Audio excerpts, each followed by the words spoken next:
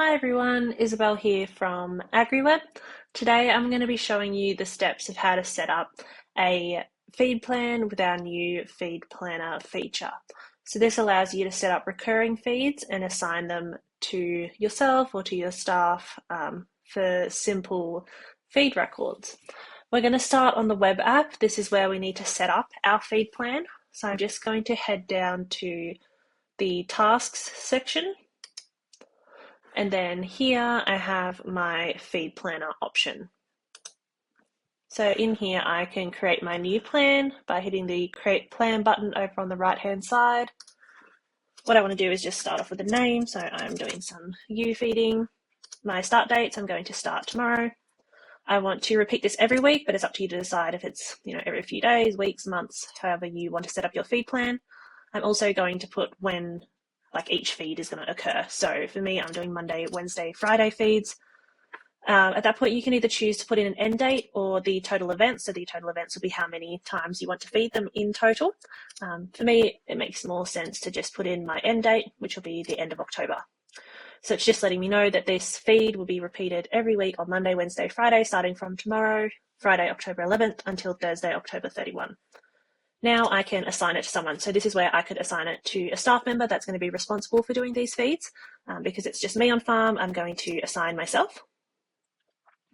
I then want to select my animals. So I just hit my select mobs, and what I can do is use this filter up the top right to find my ewes. So I'm going to select all my ewe mobs, hit select mobs, come in here, and now I need to select what I'm going to feed. So I could create a feed mix, which is like a ration if you're doing containment feeding or you have a feedlot, or what I'm doing is, I'm going to do, for example, maybe a pre-join feed or an imprint feed if these guys had lambs on them. So I'm just going to add a separate feed. So from here, I can choose what feed I have from my inventory. So I want to choose my barley. I could choose multiple feeds at this point if I was feeding, for example, barley and silage. It's super flexible. So once I've chosen my feed, I just need to put in how much I want to feed. So I'm going to feed them out at 300 grams per feed, per head. So once that's all set up, I can save that, and I now have my feed plan set up and ready to go.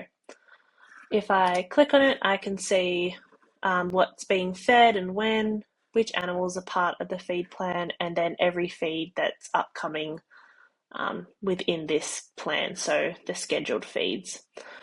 From here, I can also edit the plan, end it if I don't want to continue it, or delete it if for some reason it's incorrect. Now I'm going to jump onto the mobile app and show you how to actually execute the feeds out in the paddock. So I'm on the mobile app now, and what I want to do is head down to the tasks menu item down the bottom. My tasks on one side, or I can switch over to my plan feeds. I also have this filtered to just show my feeds. So if you had, multiple staff that were all doing different feeding runs, you could see all your plan feeds or get them to just filter to just show the ones you're responsible for. I now have the option to feed out or to skip a feed. So I'm going to feed out. All I do is just tap on here. I have the date, I have my animals, both of these I can change. I can also change what I'm feeding them.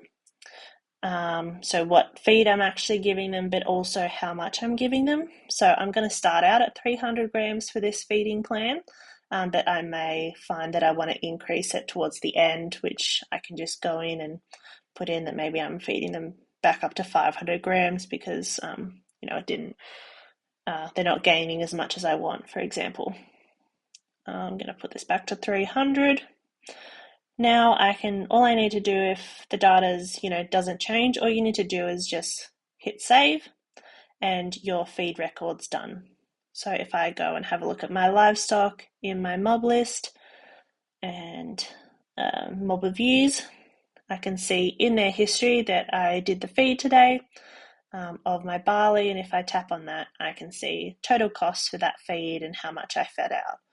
So 500 kilos of feed across all those mobs.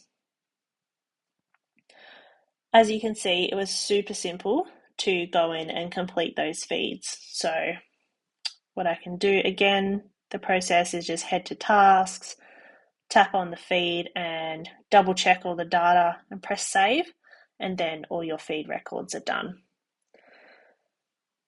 So what this allows us is to get an accurate cost per head and a cost of production. So I'm going to swap back to the web app and show you what that looks like in our reports.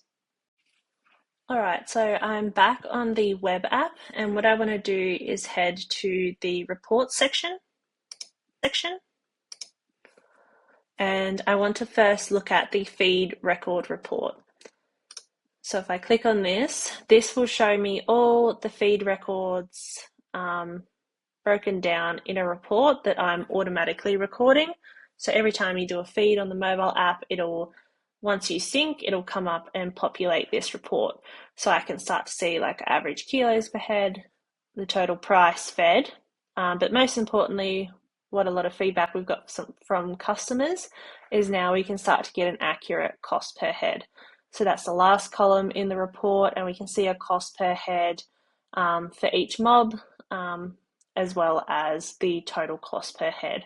So I've filtered this report down to just my ewes, so I can see how much they're costing me and compare that maybe to the weaners, for example.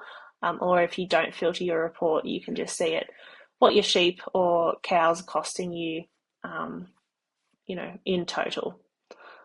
So that's the cost per head breakdown in the feed record report.